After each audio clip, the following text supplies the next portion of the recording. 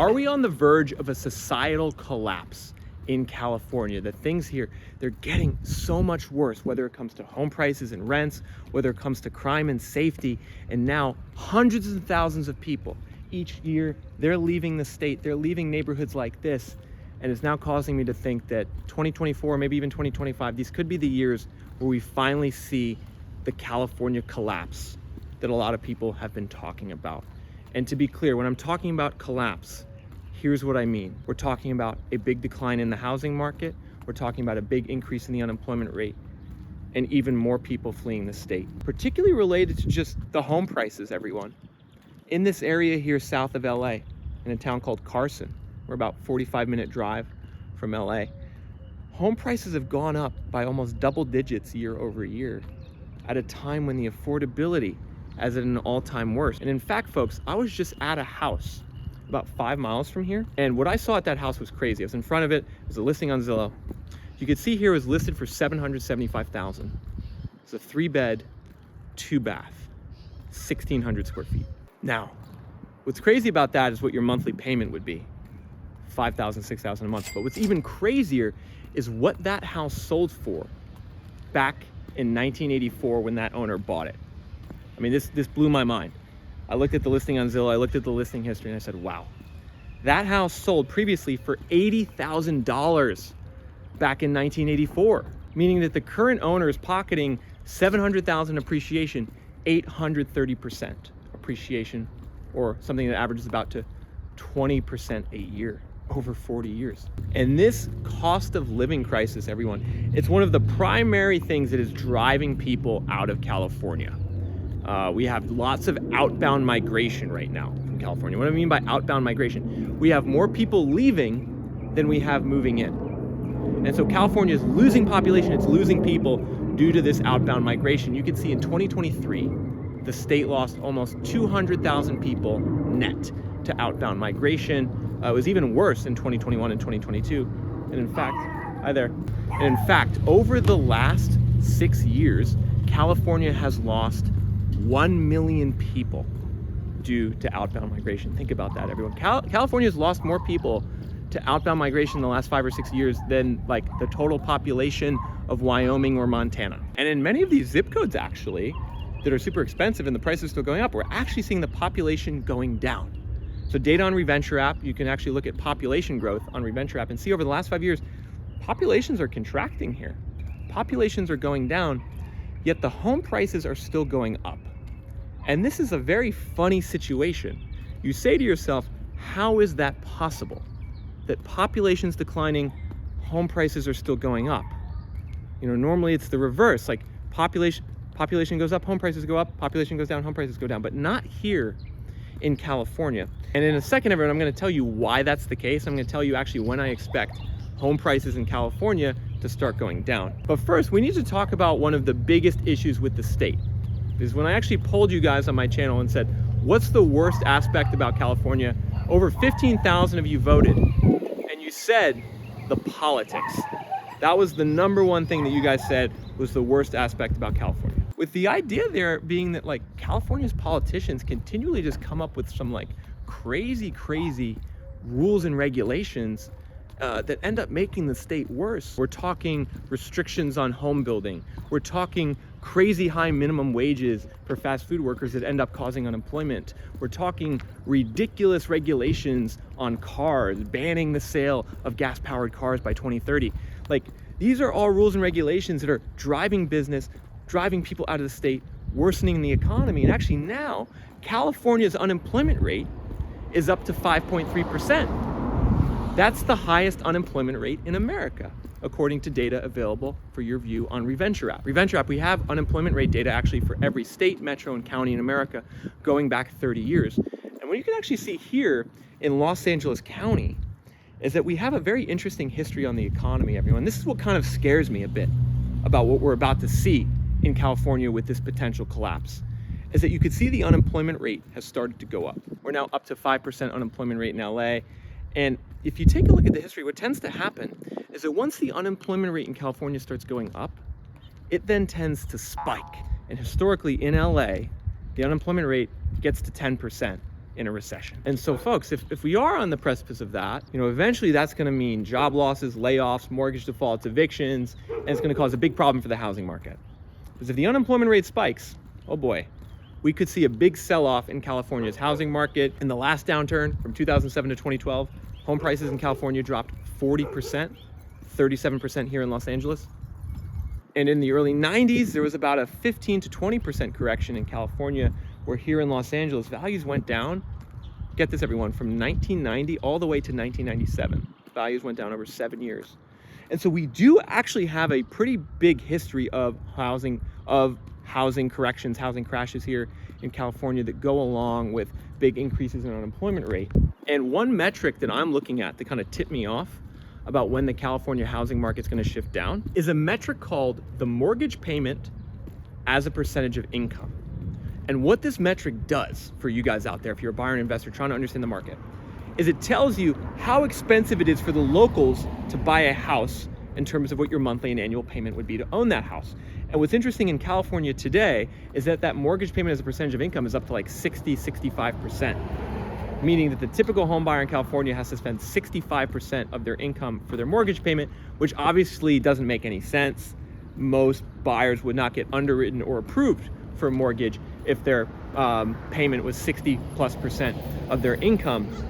But I want you to actually take a look at the history here. If we look back before the pandemic, actually, California was expensive, but it was more affordable. The typical household here could actually buy a house with around 35 to 40% of their income.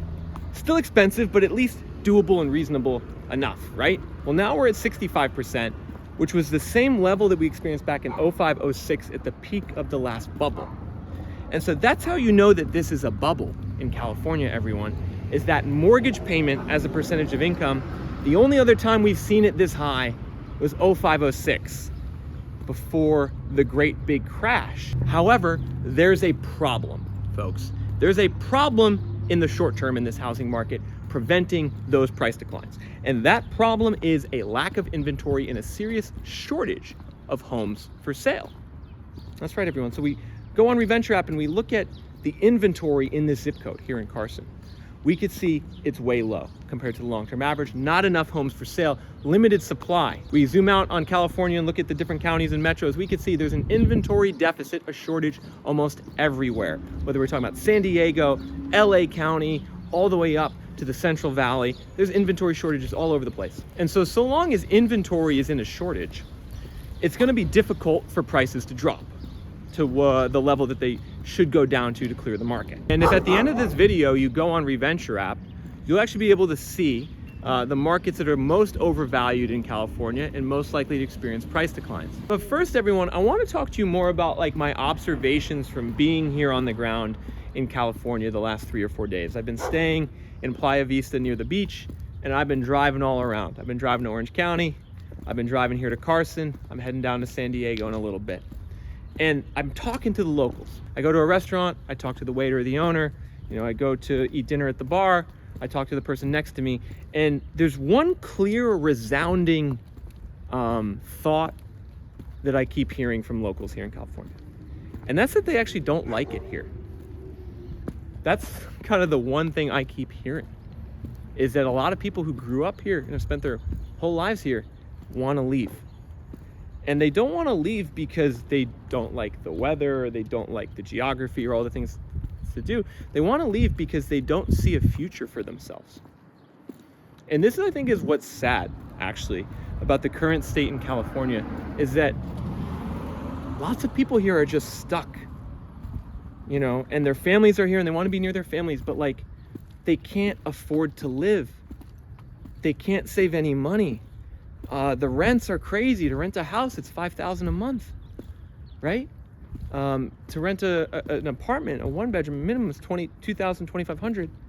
Like, people can't afford it, and they can't get ahead, and they feel often like they're falling behind or just staying stagnant.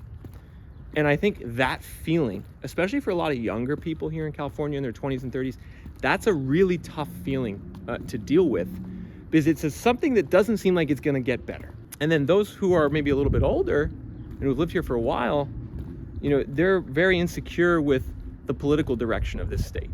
and they don't like seeing, the crime and the homelessness, and they feel like the longer they stay here, the worse it's going to get.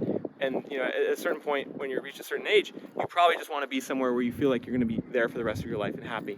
And a lot of people here who are older don't feel that way anymore about California. And so this state, through its high costs, through its misgovernance, has created just a huge swath of people who live here who are discontent and want to leave. And so I expect to see more people leave this state. And this is becoming a bigger problem than it used to be in California, because actually historically, California has dealt with situations of a lot of people leaving. Like there was an even actually a bigger exodus of people in the early to mid 90s than there is today relative to the population. So it's not like California actually hasn't experienced this before. There is somewhat of a cyclical nature to this, right? Of like, there's an economic boom, things get really expensive, people hate it, taxes go up, people leave, and then there's a crash. This has happened several times over the last several decades, and some version of it's probably gonna happen again. But one big difference today that doesn't get a lot of attention are the plummeting birth rates in California. This is some shocking data, everyone. When you look at the comparison of the number of births to the number of deaths and the subsequent organic population growth, you can see California's organic population growth is also plummeting, which is a huge change from 20 or 30 years ago, when California had one of the highest organic population growth rates in America. Tons of births, not that many deaths, young population. That's now changing. So from a demographic standpoint, there's also just going to be a basic demographic headwind against California in addition to the people leaving. And that's where I think this collapse could be unlike anything we've ever seen. Actually in LA Unified School District, you can see the school bus right there for LA Unified School District. It's the biggest school district in America. It's actually lost 20% of its enrollment over the last decade. So that's kind of an example of what I'm talking about with that demographic decline. That's not good, right? No one thinks that's good. Well, what a lot of I think, local governance wants here, and the state governor, Gavin Newsom, they're very open to immigration, right? They want to bring the immigration in because they know it's the only way that they can replenish the population. Because those who are domestically born here, they're leaving. The organic growth rates and birth rates are plummeting. The only way you could fix that is through immigration. And so, I'm sure we'll see more immigration into California in the future. And I think some level of that is good, right? Immigrants in America, they typically are very hardworking and add a lot of value to society. However, there's a problem. And that's that if you're immigrating to America, particularly if you come over the border, let's say, how are you going to afford to live in California, right? When even the people who are from here and born here can't afford to live and are forced to leave. It's almost like the only way it works is if somehow the state becomes like the backer and pays people's rents, and it becomes like a super socialist state. Like that's like the only way that I see this not collapsing, right? Is the government steps in, pays the rents for people, and the thing that's going to prevent that is the fact that states have to have a balanced budget, and that you can only be in a deficit so long if you're a state before you run into big problems. Actually, California has a already very big budget deficit, so they're actually needing to make cuts. The state is making cuts right now, so there's not going to be a ton of money to pay for people to live here. And so as I'm talking about these things, everyone, you kind of realize that the state is running out of options to keep this house of cards up, to keep this house of cards alive. So I really wonder what's going to happen here in California, particularly in neighborhoods like this that have a lot of middle-class blue-collar workers. Maybe they don't have a ton of money saved up. They certainly have a lot of equity in their houses, right? That's one benefit to the current situation. Maybe there'll be less foreclosures this time. People will actually be able to sell their houses without being foreclosed on. But I have some real concerns about where we're heading in California in 2024 and 2025, for the economy, for society, for the housing market, for demographics. And if you're someone who wants to actually track this month by month, I would encourage you, go to Reventure app, www.reventure.app, and track the housing market data for your county and your zip code. Track that data on home values and inventory for free, and then make sure to upgrade actually to a premium plan so you could see how overvalued different housing markets are in California and how much they could potentially drop. That overvaluation rate is showing you the risk factor, the downside. But also make sure to pair that with looking at the inventory, because if the inventory is still very low, then it's unlikely that prices are going to drop in the near term. We'll have to see more inventory and more price cuts hit the market before prices get more affordable. And so to access all of that data, head to www.reventure.app. The cost is $39 a month for a premium plan, ultimately very affordable compared to the cost of buying a house here in California. I would encourage you guys, get that monthly plan and stay on there for at least 3 to 6 months so you can track the market in real time and see the changes and find the right time to buy.